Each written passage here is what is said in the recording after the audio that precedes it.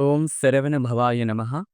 సుబ్రహ్మణ్యేశ్వరుడు ఈ సృష్టిలో ఉండేటువంటి అన్ని రకాలైనటువంటి ప్రాకేటువంటి జీవరాశులకి ఆయన అధిపతి. ముఖ్యంగా సుబ్రహ్మణ్యేశ్వరుడిని మనం పాము రూపంలో ఆరాధిస్తూ ఉంటాం. ఈ సర్పం అనేది మానవ శరీరంలో కుండలిని శక్తికి ప్రతీకగా చెప్తారు. కుండలిని శక్తి మూలాధార చక్రం దగ్గర 3.5 చుట్ల చుట్టుకొని ఒక పాము ఆకారంలో ఉంటుంది అంటారు. కాబట్టి ఎవరికైతే సుబ్రహ్మణ్యేశ్వరి యొక్క అనుగ్రహం ఉందో వారిలో ఉండదని శక్తి ఎన్లైట్ అయ్యి యోగం సిద్ధించడానికి ఉపయోగపడుతుంది అని చెప్తారు. పురుషుడి యొక్క శరీరంలోని శుక్ర కణం అనేది కూడా తల తోకని కలిగి ఒక పాములా ఉంటుంది, ప్రాకుతూ వెళ్తుంది.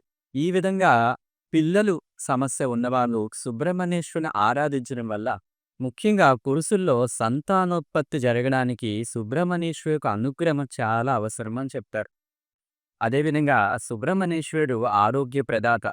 మనకి వచ్చేటువంటి సూక్ష్మజీవుల ద్వారా వచ్చే వ్యాధులు ఏవైతే ఉన్నాయో, ఈ వ్యాధులని నిరోధించడంలో, వాటిని అరికట్టడంలో సుబ్రహ్మణ్యేశ్వరుడు యొక్క అనుగ్రహం ఉంటే అద్భుతంగా సూక్ష్మజీవుల వల్ల వచ్చేటువంటి వ్యాధులు తగ్గుతాయి అని చెప్పి శాస్త్ర ప్రతీతి.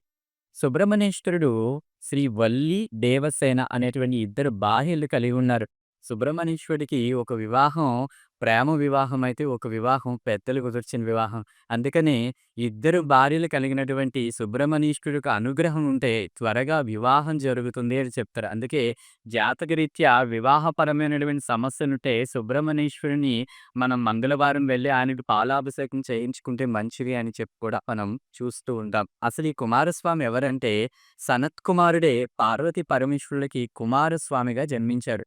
ఒకానొక సందర్భంలో ప్రణవం యొక్క అర్థాన్ని శివునికే బోధించి శివ గురువుగా కుమారస్వామి పేరు పొందాడు. కుమారస్వామి యొక్క అనుగ్రహం మనకుంటే జ్ఞానం సిద్ధిస్తుంది.